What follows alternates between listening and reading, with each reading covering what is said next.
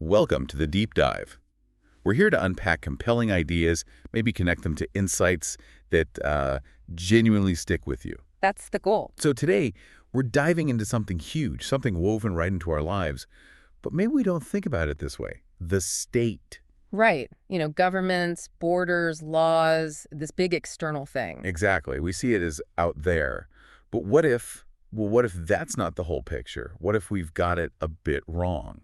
It's a fascinating question, and the material we're looking at today, it completely flips that common idea on its head. How so? It suggests the state, this powerful structure. It's actually, and this is pretty profound, a giant mirror reflecting the collective state of the human souls that comprise it. Whoa. Okay, right. Let's definitely unpack that. A giant mirror. Yeah. That's a big claim. It is. It implies our inner worlds are fundamentally shaping these outer structures. So our mission for this deep dive, let's explore this. How do our individual thoughts, feelings, our inner landscapes contribute to this thing we call the state? And what does that mean for how we interact with it, how you live your life? Exactly.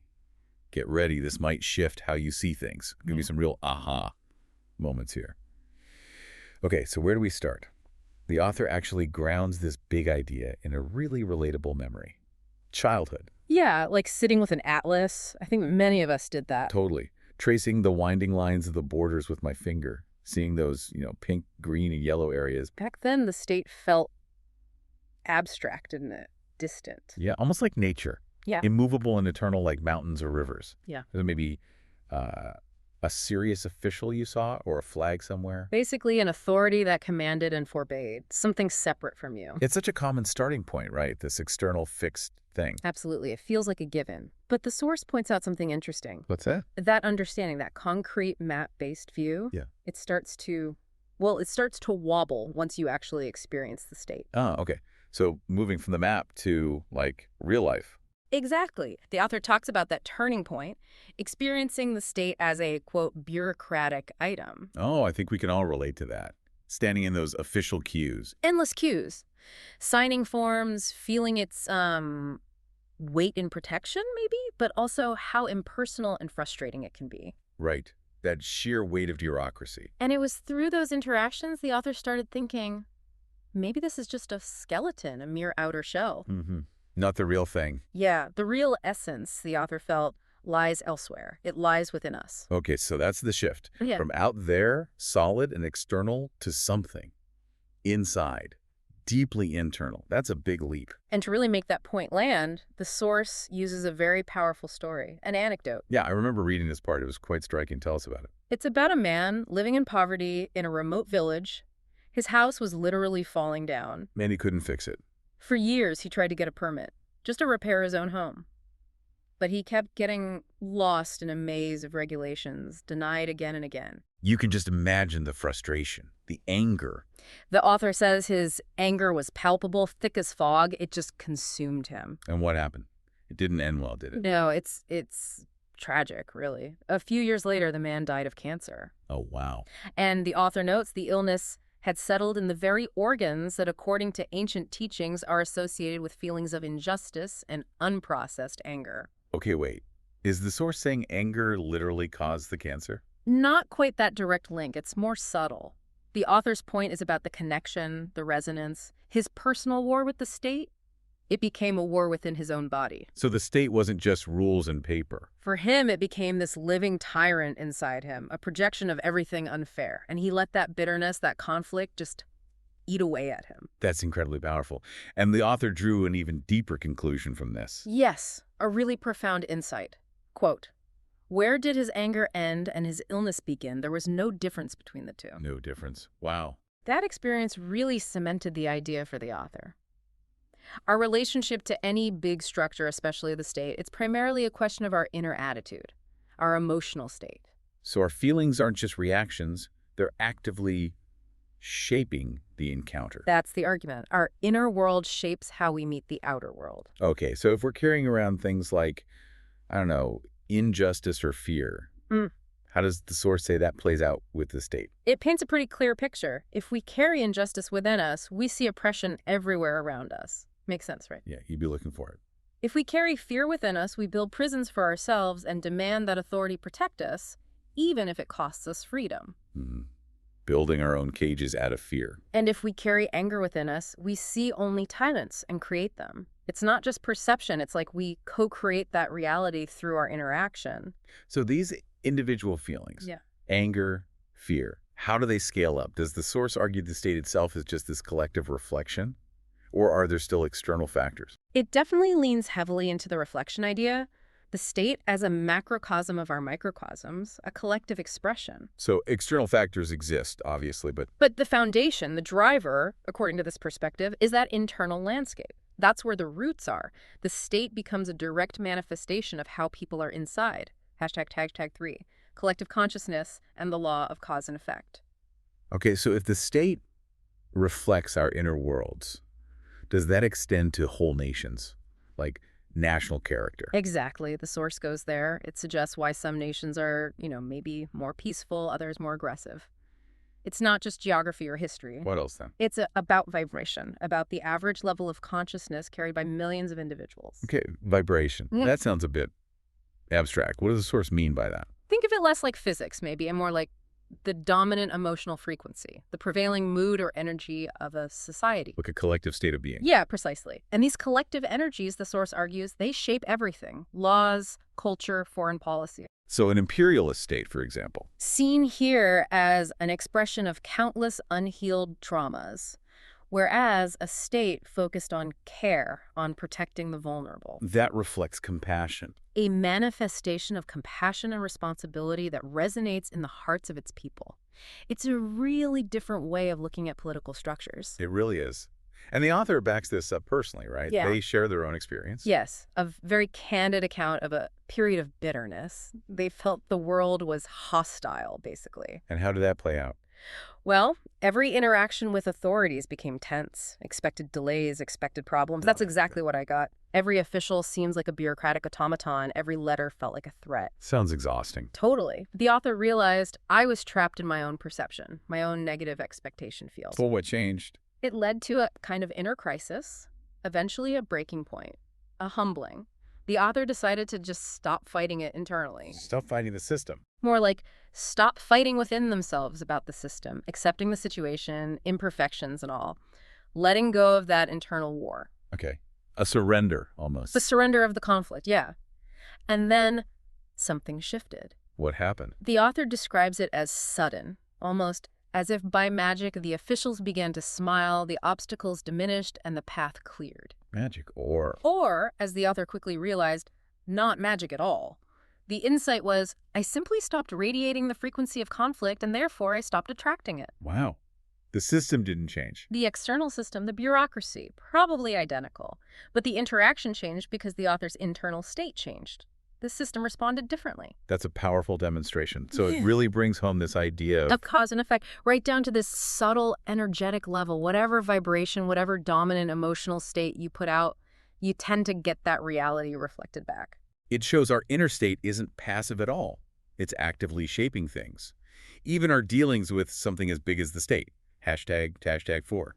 The state as an illusion of separateness and a test of responsibility. Which brings us right back to that core question the author poses. Right. If it's all a reflection, what is the state, really? Separate from our projections. And the answer given is, well, it's pretty mind-bending. The state is the illusion of separateness materialized into institutions. The illusion of separateness materialized. Okay, break that down. Basically, the idea is that the state arises from a collective agreement, maybe an unconscious one, among people who believe they are fundamentally separate beings. Separate from each other, separate from everything. Yeah. And because we hold that belief in separation, we then need to create things like borders, laws, police, governments, all these structures to manage and maintain that perceived separateness. So the structures exist because we believe we're separate. That's the idea. And there's an inverse relationship proposed. The stronger the feeling of separation, fear, and lack in people, the stronger, more controlling, and more violent the state they create. And the flip side. The more they awaken to the awareness of unity, the more the state will weaken as an instrument of control and transform into something else. Like what? A true community service support. Less about control, more about facilitating connection and well-being. It really puts the onus on our collective consciousness. It really does. It flips the script entirely. Yeah. So if the state is born from this illusion, Yeah. what's its purpose then? The author brings in an old quote, right? Something about submitting to institutions, Yes, submit yourselves to every human institution for the Lord's sake. which sounds like just obey. Yeah, sounds like blind obedience. But that's not the interpretation here. Not at all. The source sees it differently. It's an invitation to ceasing to wage an internal war against it. Okay. Not fighting it inside yourself. Exactly. Recognizing these power structures are ultimately fleeting and transient, while our true nature, our deeper self, is eternal. It's about perspective. So it's not passivity in the face of injustice. No, it's about acting from a place of inner peace, not inner conflict. This humility, this perspective. The source says it's actually an enormous strength because it does not need to fight, How's that strength? because it allows for clear seeing. You see the situation for what it is without the fog of your own anger or fear, and from that clarity, you can take wise and compassionate action within the system. So engaging, but without internal warfare. Precisely. It's strategic non-identification. Okay. And the state is also seen as a test. Yeah, a test in a couple of ways. A test of our ability to be in the world without identifying with it. Can we participate without getting lost in the game? And a test of. Our ability to bear personal responsibility within a collective, which leads to a really challenging take on injustice. Instead of just pointing fingers outwards, condemning the system, adding more anger, the source suggests we should also ask myself, where do I carry the same injustice within myself? Oof. That's confronting. It is. Where in my life does a tyrant reign, one that I myself have created? Looking inward for the roots of the external problem. And the idea is if we do that, If we heal that inner injustice, that inner tyrant, we're healing a part of the collective whole. The state's energetic foundations, its overall vibration starts to shift. so changing the state starts by changing ourselves. It's an inside-out revolution, according to this view. #tag 5. Love, unity, and the future of the collective organism. This leads towards a discussion of love, actually, which might seem surprising in a conversation about the state. Right, but it's presented as the highest power we are capable of knowing as humans, and not, fluffy, sentimental love. More like one. An omnipresent consciousness that permeates and connects everything. A fundamental force of unity. Okay, and what does that mean for structures like the state? The implication is pretty stark. Any structure that is built in opposition to this force, whether through fear, greed, or lust for power, is doomed to perish. Doomed. That's strong. Yeah. It might take a long time, centuries even, but ultimately structures based on fear and oppression collapse. Their vibration, that collective energy, is low and disharmonious. It can't last. Like internal conflict eventually burns itself out. Exactly. Whereas acts of true community, mutual aid and compassion, those resonate with eternity. They endure. They're aligned with that deeper force. I really liked the metaphor the author used here. It helped me grasp it. The organism one. Yeah. I sometimes imagine the state not as a monolith, but as a living organism of which we are all cells. It's a powerful image. And the health of the whole thing, the whole organism, depends on the health of each cell. Makes perfect sense. If the cells are sick with fear or anger, the body suffers. If they awaken to unity, act from love. The whole organism thrives. It brings us right back to that core message, doesn't it? It really does. The state isn't separate. It is us. Its laws are our unconscious agreements. Its power is our surrendered strength. Its future is our collective choice. That puts a lot of responsibility back on us. It absolutely does. And it leads to that simple but maybe quite profound realization. The state isn't out there. It's here within. So the question, what is the state, becomes, Who am I and how do I live?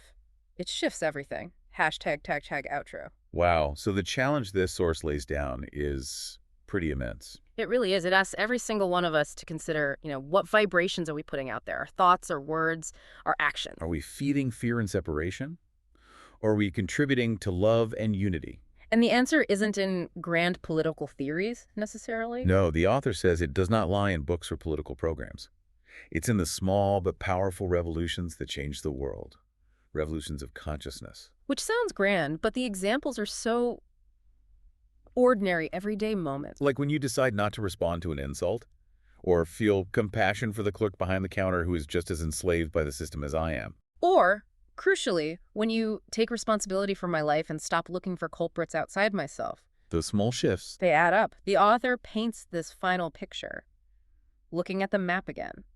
But seeing something different this time. No longer just borders, seeing fields of consciousness, billions of souls all learning together how to create from peace, not from fear. It's a hopeful vision, and the author's final stance on their own role. It's quite humble, actually. My role is not to change the world. My role is to allow myself to be changed by what is. And from this transformed existence to act naturally, quietly, and humbly. Less about forcing change, more about being the change. And that leads to maybe the most provocative thought to leave you, the listener, with. Go on. From the purity of a single person's heart can come a ray that illuminates the darkness of an entire nation. The state, then, isn't fixed. It's this endless living process of self-discovery on a collective level, constantly reflecting us back to ourselves. So, as you go about your day, maybe just ponder that. How is your inner world shaping the reality around you? What small revolution of consciousness might you start even today?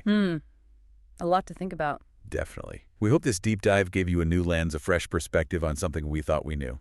Thanks for joining us.